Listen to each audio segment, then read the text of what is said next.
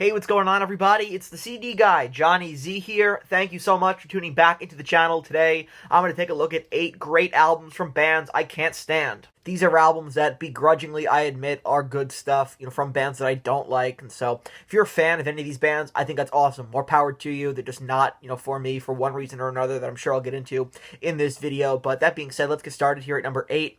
I'm going to go with Pull by Winger. And I'm really glad you guys encouraged me to give this album a second chance and to revisit it. Winger are usually the punchline of the glam metal era. They were the band that Beavis and Butthead made fun of, right? I mean, their first 2 albums were all about high-pitched vocals and ridiculous lyrics, spandex, and overproduced music that made Poison sound like Slayer, quite frankly. But Winger wasn't just bad. They were aggressively, cartoonishly bad, in my opinion, but they sounded like a parody of a rock band, and then somehow in 1993, they dropped all of that nonsense and released Pull, a record that, against all odds, is objectively better in every way. They shed a lot of their glam metal defining traits here and made a far more serious record. And it's like Winger finally realized the party was over and it was time to grow up. And musically and lyrically, Pull deals with real themes of alienation, loss, introspection. And Kip Winger actually sounds like he means it on this record. His delivery is great. The lyrics are introspective, the tone is serious, it's a great change in pace from their earlier work, and, by 1993, glam metal was a corpse. They were 6 feet underground at that point, and Winger knew it. So instead of doubling down, they pivoted hard, and it really paid off, in my opinion. Pull has that early 90s alt-metal grunge adjacent heaviness to it, but, filtered through actual musicianship and precision. It doesn't sound like a trend chaser either. It sounds like a band, finally making the music that they should have been making a long time ago, And it wasn't made for the charts or for the MTV crowd for a change or to open for Motley Crue or anything like that. It was, a band backed into a corner with, no choice but to adapt or to fade away, just like all the other hair bands at that time. And they wrote music because they needed to evolve or die. Ironically, by stepping out of the spotlight, they made their only album worth remembering to that point. Number 7, the most recent album on this list here, we have Saviors by Green Day, their newest record, and I'm typically not a fan of Green Day, especially their more recent stuff, but I enjoyed Saviors from 2024 a lot more than I thought it would. As a matter of fact, it made it onto my list of the best rock albums of the year in 24, and so, unlike their previous attempts to sound angry or relevant in, their 40s, right? I mean, Father of All being the most egregious example of this, Saviors doesn't try to pretend like they're still 19, doesn't try to pretend like, we're still in the mid-90s here. There's a sense of maturity on this record, a recognition that they're aging punks with something to say, not just dudes trying to recapture the Warped Tour vibe, Billy Joe Armstrong's voice typically gets on my nerves. Typically it's pretty grating. I can only take, 1 or 2 songs, but that's not the case on Saviors. His voice is natural, it's grounded, and finally not insufferable. There's no theatrics on this record, no filler either, just a tight, mature punk rock album that finally lives up to the praise the band have been getting for the past 30 years. Probably the most embarrassing CD I own in my collection has got to be Judas by Fozzy from 2017, and, I'm a big pro wrestling fan. Chris Jericho, one of my favorite wrestlers of all time, probably somewhere behind CM Punk and Terry Funk on my list of, my all-time greats, but for all the talent in the world he has as a pro wrestler, it just didn't transfer over to his music career, in my opinion. I mean, we're talking about a guy who performed his own entrance theme at Wembley Stadium when AEW held a pay-per-view there, just so he could say that Fozzy performed at Wembley, and also promised to destroy Iron Maiden when Fozzy opened for them back in 2018, so needless to say, Fozzy is a project full of delusions of grandeur. But then there's Judas, and against all logic and expectations, this one album, and especially its title track, definitely worked. It found the winning formula for the band for, the first time ever, right? It's not amazing, but it's shockingly competent, even good, and it stands out head and shoulders above the rest of the band's catalog, which otherwise is pretty forgettable as far as I'm concerned, and it's more than a one-song album, though. Even though Judas is far and away the best song the band ever wrote, some other standouts on here that I enjoy include Drinking with Jesus, Painless, Weight of My World, Burn Me Out is good, Running with the Bulls. So there's some really good stuff on here. Not great, but good.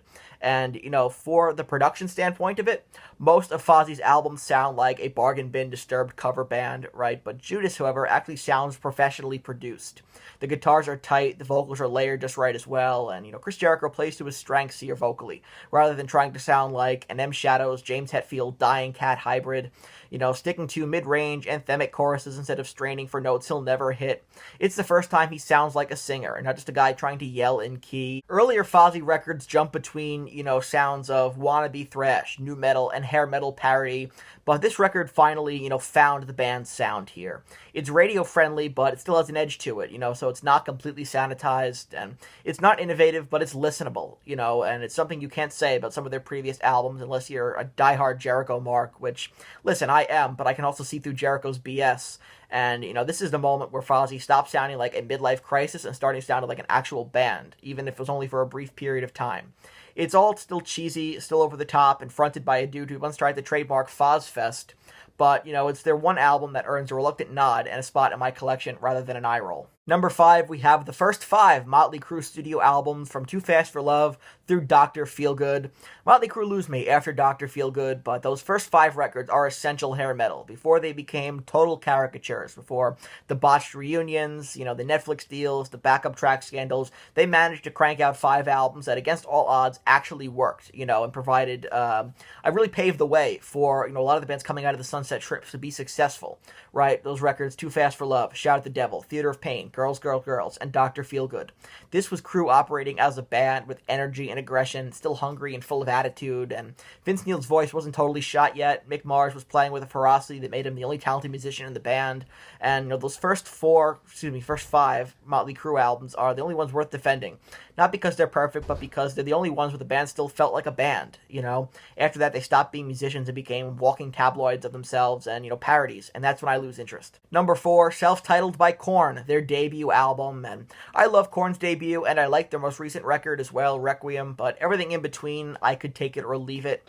Their later records devolved into self-parody of themselves, right? All chug, no groove, all angst, no depth, and the debut, though, was different. It wasn't just angsty, it was disturbing. The production was raw, the atmosphere was suffocating, and Jonathan Davis didn't sound like he was pretending to be broken. His delivery sounded real and genuine, and, by the time KoRn hit Follow the Leader, they were already doing guest spots with Fred Durst and designing their sound around MTV, but on the debut, there's no effort to be accessible, which makes it stand out to me. It's weird, angry, paranoid, and ugly, and it's honest, most importantly, even if it makes for an uncomfortable listen at times. Number 3 here, gonna go with High and Dry by Def Leppard. Unlike the polished, synth-laced ballad factories that followed, High and Dry actually rocks. The riffs are raw, the drums hit hard, and there's an actual edge to its sound. It definitely has that new wave of British heavy metal energy and sounds more like early AC/DC than, boy band with guitars vibe that they would have, later on. But there's no Love Bites on here, no Rocket, no Let's Get Rocked, just, some really heavy riffs, hard-hitting grooves, and no nonsense songwriting. Tracks like Let It Go, Another Hit and Run, and the title track are simple, effective, and unpretentious, and it's still got that party rock energy to it for sure, but it's, feels genuine. Doesn't feel like it was written by a marketing team. By the time Hysteria rolled around, however, Joe Elliott was basically crooning to pop melodies, but on High and Dry, he lets loose here. He sounds great. His vocals are raw, they're raspy and aggressive, and for me, in my opinion, early Def Leppard is the best Def Leppard, and I can't help but feel like after this album, they began to lose the plot. Despite making more money and gaining popularity, the band changed, and this feels like their last gasp of authenticity before being swallowed whole by the MTV machine. Next at number 2, In Utero by Nirvana.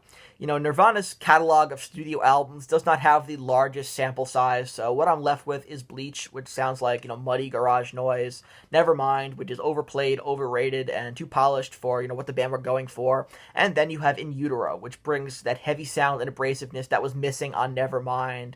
The band shunned the idea of writing radio hits and decided to write the most grating and aggressive, tracks that they could hear. It's rough around the edges in all the right ways, it's raw, it's messy, and ticked off, and it generally feels like authentic Nirvana, not some corporate product, and credit where credit is due here.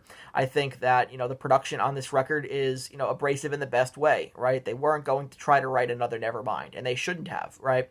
And it works in that respect. The guitars are jagged, the drums from Dave Grohl sound like they were recorded in a warehouse, and Cobain's vocals are buried, strained, and cracking. It's not clean, but it finally gives Nirvana some teeth, if that makes any sense. And, let's be honest here, a lot of Kurt Cobain's lyrics are nonsensical word salads that are held together by angst and reverb, but on this record, he sounds a lot more focused. His lyrics are darker, right, with tracks like Heart Shaped Box, Francis Farmer Will Have Her Revenge on Seattle, and All Apologies. those songs hit because they're uncomfortable and personal, and not in spite of it. I think this record has aged better than anything else the band have done, and it's a timeless, dirty energy to it that makes everything else in their catalog feel diluted by comparison. I can't believe I'm about to say something nice about this band, but coming in at number 1, we have The Drug in Me Is You by Falling in Reverse. Let's just get this out of the way first and foremost. Falling in Reverse is, generally speaking, a train wreck of a band. They're emo Spinal Tap. They're a chaotic blend of ego, gimmicks, genre hopping, and lyrical cringe, all held together by everyone's favorite 40-year-old edgelord Ronnie Radke.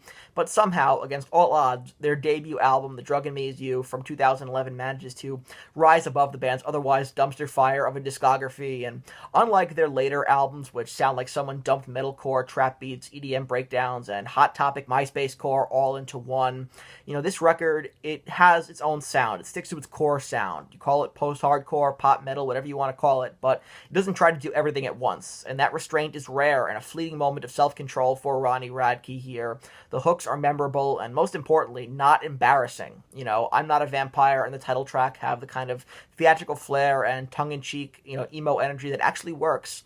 It's dramatic and over the top for sure, but it doesn't feel like it's trying to force relevance or a viral moment.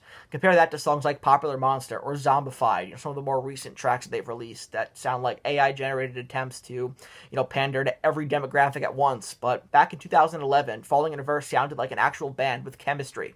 Not just Ronald backed by, whoever musicians didn't quit yet, but there's tight instrumentation, decent, if not groundbreaking guitar work on here, and songs built like actual songs rather than just TikTok baits strung together by breakdowns and filtered vocals. And after that, it was all downhill, into genre mash hell, right, social media meltdowns, and music that feels more like fan service than art. So yeah, it's their only good album because it's the only one that feels like a real album. So that wraps up this video here, taking a look at 8 great albums from rock and metal bands I can't stand. You can see my picks right over here. If you enjoyed this video, please give it a thumbs up, subscribe to the channel down below, help me reach my goal of 5,000 subs here on YouTube, turn on the bell for notifications so you don't miss a new upload, and let me know down in the comment section below what are your thoughts on my picks, and what are some great albums from bands that you are not a fan of. I want to hear from you. And until next time, it's the CD guy, Johnny Z, signing off. Take care, everybody.